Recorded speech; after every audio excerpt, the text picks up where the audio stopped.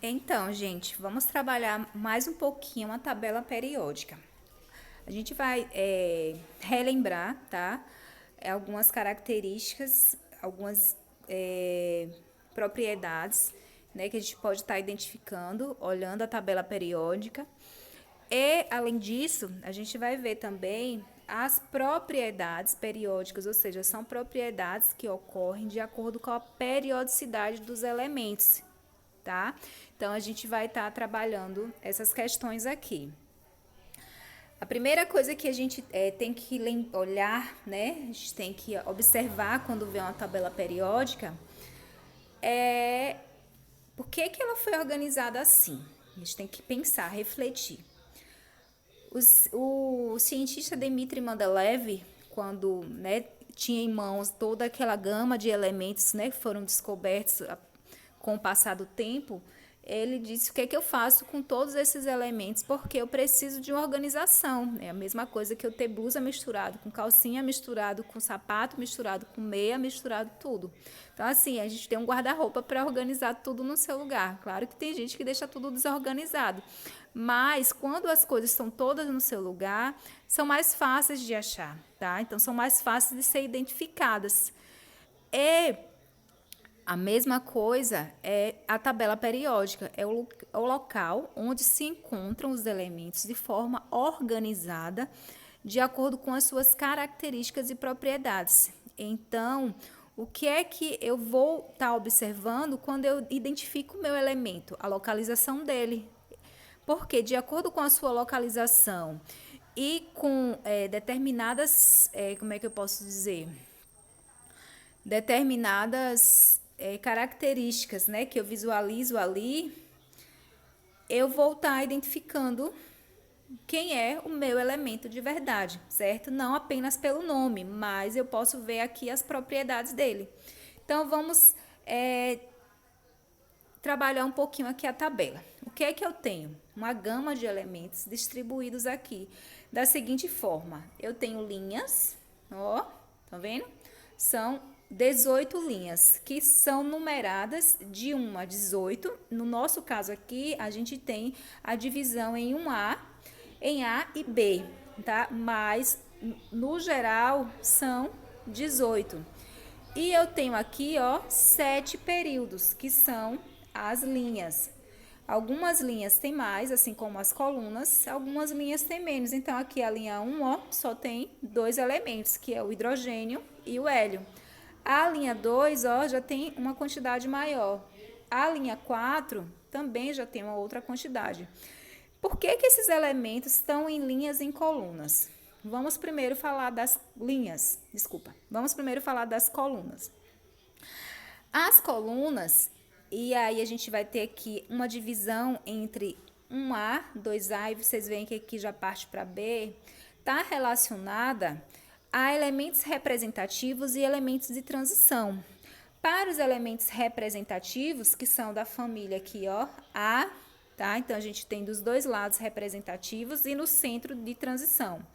Aqui a gente vai estar falando, né, quando a gente fala de 1A, 3A, 4A, 5A, essas linhas está relacionada à quantidade de elétrons que se tem no último nível. Lembra que a gente trabalhou os níveis energéticos? Então, no último nível, eu vou ter uma quantidade de elétrons referente aqui à minha família. Então, para 1A, 2A, 3A, 4A, 5A, funciona.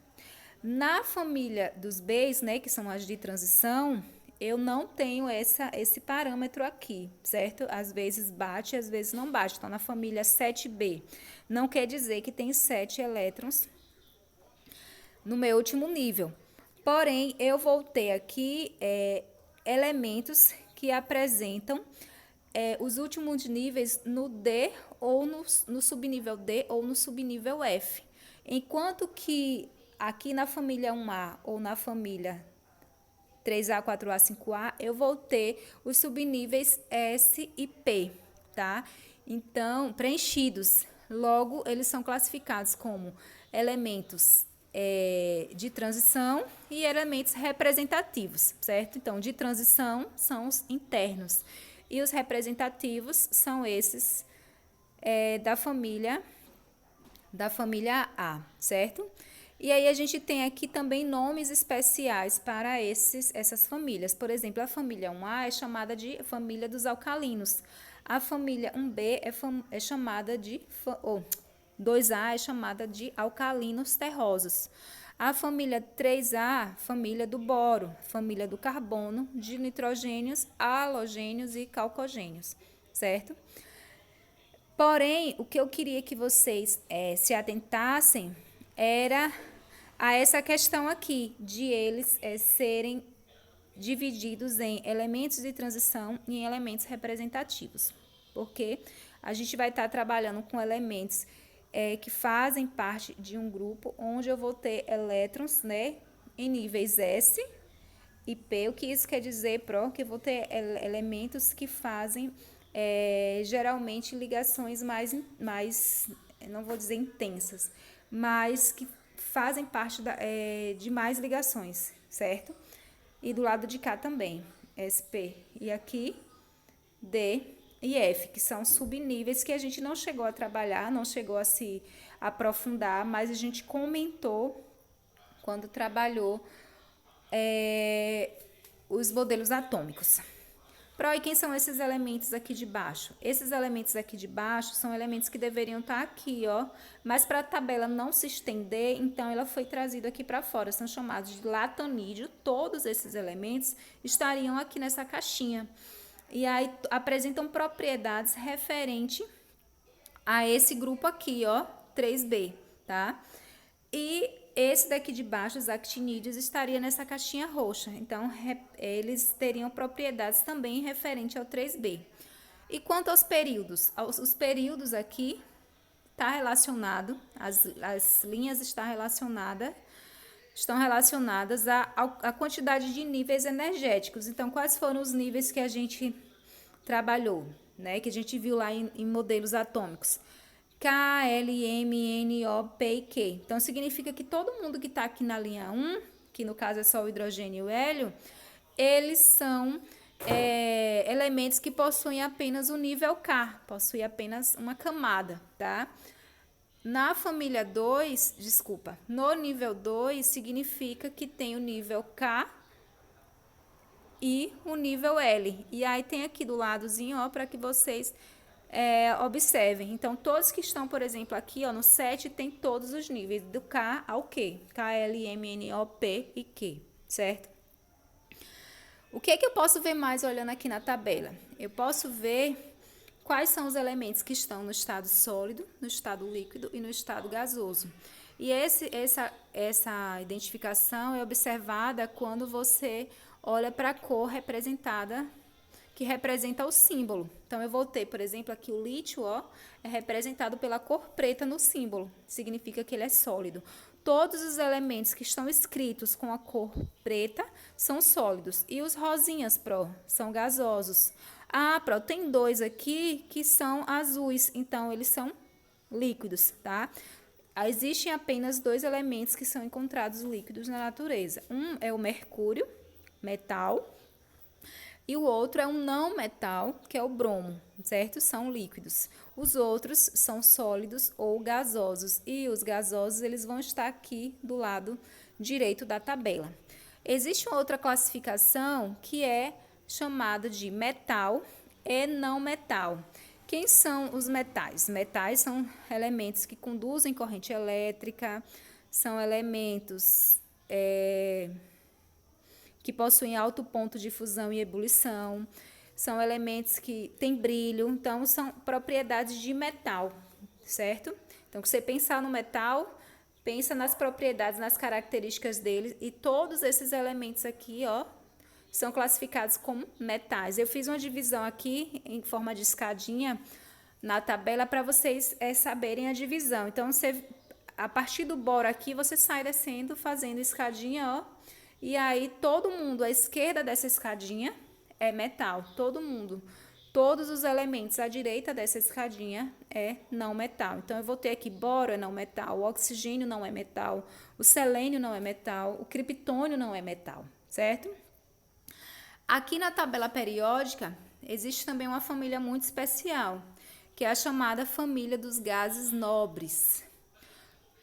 que é que tem de especial essa família? Os elementos, eles não existem só. Eles precisam estar unidos, ligados um ao outro, de alguma forma, para se estabilizarem energeticamente. E aí, sim, são formadas as substâncias, como a gente já trabalhou. Então, por exemplo, eu tenho carbono ligado a outro carbono. Eu tenho carbono ligado ao oxigênio. Eu tenho carbono ligado ao hidrogênio. E aí, nessa ligação, os elementos, eles se estabilizam e formam as substâncias. Porém, esse grupo aqui, ó, esse grupo aqui da família 8A, são chamados de gases nobres. Eles não se ligam, eles já possuem o último nível completo, são estáveis energeticamente, então eles não se ligam a outro elemento para formarem outras substâncias, tá? Então a gente vai ter o hélio, ele não se liga com outro hélio, ele não se liga com cloro, ele não se liga com outro elemento. O neônio do mesmo jeito, então é por isso que eles são chamados de gases nobres. Então, essas são as principais, né, características que eu consigo trabalhar com vocês nesse momento para o vídeo não se estender. Lembrando que o que é que se tem representado aqui na tabela periódica?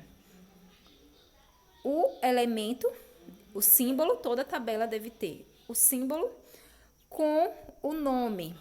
Às vezes não apresenta o nome, e aí a gente tem que estar trabalhando essa nomenclatura aqui, lembrando dos símbolos, certo? Além disso, tem que ter o número atômico e a massa atômica, porque o número atômico é o número que identifica o átomo, a gente já trabalhou isso. Então, aqui em cima, ó, a gente tem o número atômico e embaixo a gente tem a massa atômica, certo? Que é a média das massas dos isótopos desse elemento encontrado na natureza, os mais abundantes. Então, a gente tem o número atômico, que é importante, o símbolo, o nome, às vezes sim, às vezes não, e a massa atômica. Aí agora a gente vai falar um pouco sobre as propriedades periódicas, ou seja, as propriedades que variam dentro da tabela, no grupo ou no período. O que é que eu voltei aqui? O primeiro a gente vai falar do raio e do tamanho. Que é o raio. Como o átomo ele vai estar ligado a outro átomo, então eu não tenho como estar trabalhando, tá? Calculando apenas o raio de um. Então, o que é que eu calculo? A distância média entre um núcleo e outro, e a metade disso é o raio desse átomo, certo? Então, o raio é a distância entre dois núcleos dos átomos numa ligação. E como é que esse raio varia na tabela? Eu vou ter o raio aumentando na tabela de cima para baixo. Então, se eu comparo qual o átomo que possui maior raio, um átomo que está aqui em cima ou um átomo que está aqui embaixo. Então, quanto mais eu desço, significa que maior é o número de camadas, de níveis energéticos. Lembra? Então, maior vai ser o meu raio. Ou seja, aqui eu vou ter o núcleo e aqui eu vou ter os níveis energéticos. Quanto mais nível eu tiver, né, esse nível estando preenchido ou não, significa que maior vai ser aqui o meu raio, certo? Quando eu parto da direita para a esquerda, o raio também aumenta. Por quê? Da direita para a esquerda, quando a gente faz aqui a distribuição, né, dos elétrons nos seus níveis, o que é que ocorre? Eu vou ter que, quanto mais eu venho para cá, ó, nessa direção aqui, mais aumenta a quantidade de elétrons no último nível.